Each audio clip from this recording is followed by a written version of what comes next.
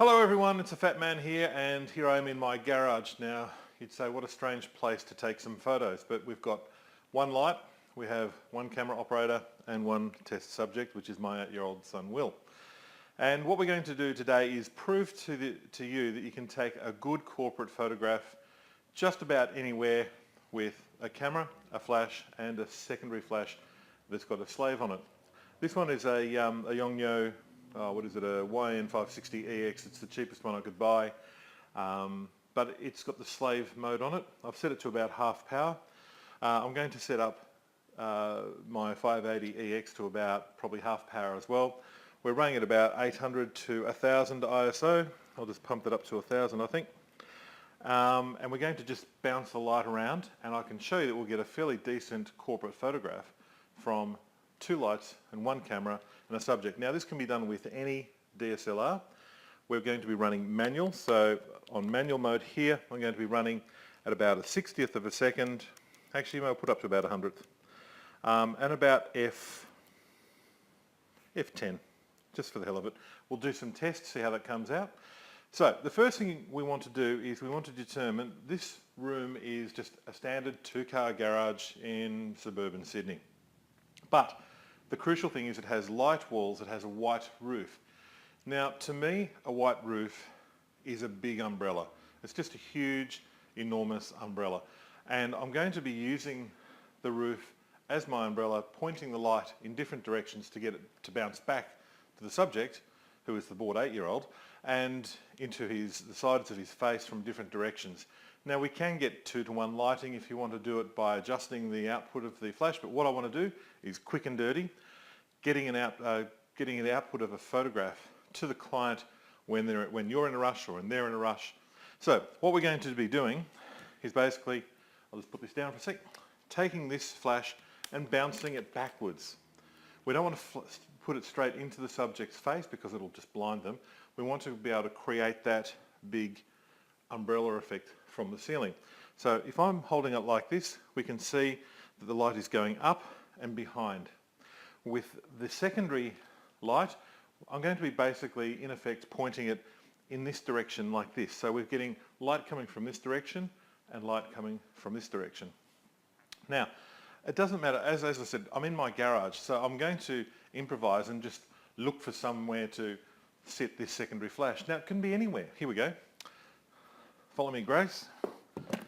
I'm just going to, I've got some old containers here. I'm going to get my flash, my secondary flash, which is my slave, and pop it up in a direction like this. It will see the flash from the main unit and fire off. Okay, so that's quick and dirty. I'm going to stand over here, and Grace, if you want to stand to the side, I'm going to now get our subject.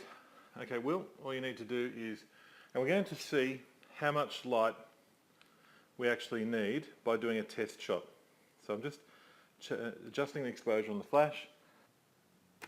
Okay, and you'll see this on when we go into the edit stage, but all we need is a plain background. It doesn't even have to be white, but all we want is a background that is plain, because what I'm going to be doing is getting Will and cutting him out using the Refine Edge tool in Photoshop, which we'll show you how to do in the second part of this video. You scared me, Dad. Did I? Okay. I thought you were going to get a chainsaw and cut me up in half. No, I'm not going to do that. So stand on your mark again. We're going to take one more photo. So here we are. We've got two flashes, 1000 ISO, and both cameras set to 50% on manual. And Will, down the barrel again. Here we go. Wonderful.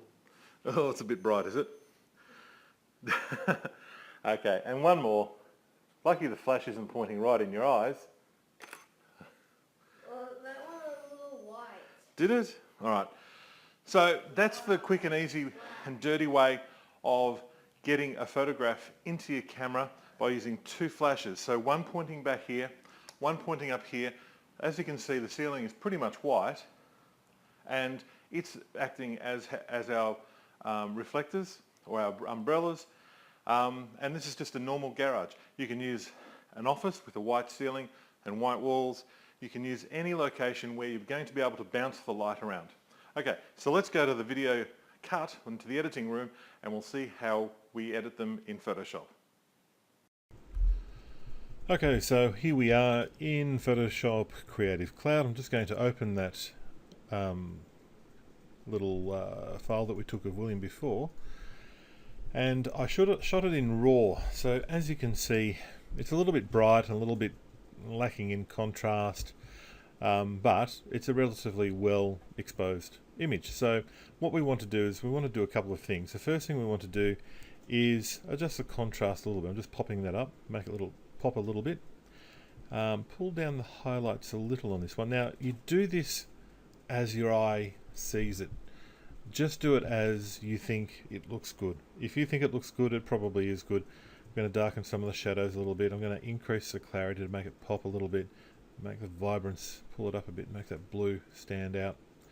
Okay, so basically we've got a fairly neutral background, but it's not white, which is what we're going to fix shortly.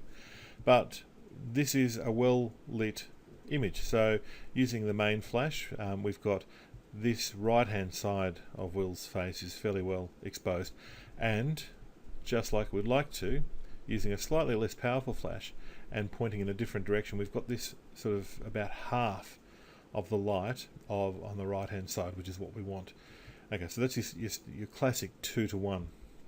Okay, so what we'll do now is we'll open, actually we might just adjust for lens correction just to allow for anything there. Just adjusts for the lens that we're using, which was a Canon EF 24-105L series, and we'll just go open image. So there it is. Now this is not ideally the correct background. It's certainly not a white background. So what I want to do is take the quick select button up here, or brush up here, click on positive. I'm going to use the right square bracket tool to make it a little bit bigger. There we go. And just roughly run it through that area there. So we're just selecting all of that blank area. Now you can see we missed a few hairs here of Will's, but we'll get that shortly with the Refine Edge tool. Now, pressing Control, Shift, and then I to invert, or Command I on your Mac, we're just going to select Will here, then right click on the image and go Refine Edge. Now, as you can see, we've got all of these little white jaggies. We don't really want that, and we can't see his hair. Now this is just creating a bit of a mask so we can see what's going on. I'm going to increase, using right bracket, the size of the selection tool here. Now just a bit of a tip that I didn't know of. If you have the caps lock on, you can't see the size of it. Take your caps lock off. Look at that, you can see it again. Something I didn't learn until a couple of years ago. What I'm going to do is just trace over the outline here, very roughly, very roughly like this, over the top, and you can see the hairs coming into play there. But the idea is for the computer now to process that, and it's not too bad, not good, not bad. But what I'd like to do is change these edges over here. So I want it down to about -3%. We can change the feather a little bit, smooth it out a little bit, change the smart radius to a few pixels, maybe 3 or 4, like that. It's processing. Okay, then I'm just going to make that selection tool just a little bit smaller, and we'll just go over those hairs again. Let's see how we go. See, I want to get that in like that, around there. There we go. Now I know you can't really see it very much here, but what we'll do now is we'll just click on OK, and we're going to, this is going to give us a bit of a mask over on the right hand side, and you can see a few of the hairs coming to play here, but it's basically blank. What I want to do now is right click and duplicate the layer. Now I know that seems a little bit weird, but what it's going to do is bring out some of these hairs up in here. So off and on, off and on. Now that's not bad. So we've got a little bit of it in there. And we want a bit of a background. So something that I always do is add a layer. It'll always put it on top, so I just click and drag it down to the bottom. And in that layer, I'm going to put a white background. So I'll select white from the palette in the swatches up the top right hand corner, go to my paint bucket tool, and this whole layer behind Will is now white. In fact, you can probably make it any colour you want. So if I wanted it to be pink, it can be pink. There it is. And you notice we can actually see quite a bit of the finer hairs. If we wanted it blue, we can just select blue, click on that, and there's our blue. Or if we wanted a gradation, we'd go over here to the left where the paint bucket tool is, go gradient tool, and we'd have maybe two different colours. So we'll have blue and maybe a darker green. And click and drag, and we'll get the gradation of the two colours like that. And as you can see, there's no white outline around Will's shoulder or anything like that. It looks perfectly acceptable. But because we're doing a professional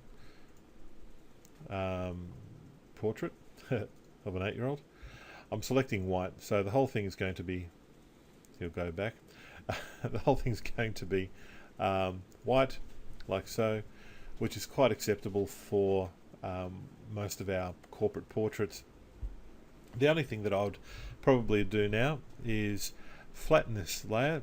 You could probably save it first as a PSD in case you wanted to change the background.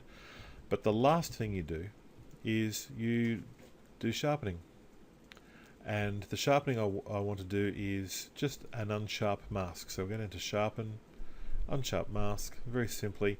Click on Will's eyes, because that's what we want to be in shadow, in focus. Now, we can see all of the hairs. Now I've got it at about 135% here, ranging from, say, 99%, where it just sort of brings it up a little bit, or up to about 150 odd, where it really does make the eyes nice and crisp. I think just maybe pop it back a little bit. There we go. So it really does make the eyes pop, so that if you do need to enlarge that, it's going to be very, very sharp. If we zoom in nice and close, to there, and move it around, it's a great looking image. You wouldn't really tell that this has been done in the garage. Now, of course, with all corporate portraits, sometimes we need to do a little bit of cleaning up. Now, Will's got a couple of little tiny little moles here. So we're going to zoom into those using the healing brush tool. We just literally just click on those like that, one at a time. Or if you use it slightly bigger, using the right bracket button, make it a bit bigger. But what we're going to do is, actually might bring it back a little bit, is just get some of those little freckles out, and got a few little bits of gungy here. That's what you get from an 8-year-old, I suppose.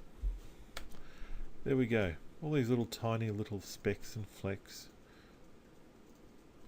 And if you want to do some airbrushing, I don't really like that term, but you can call it that.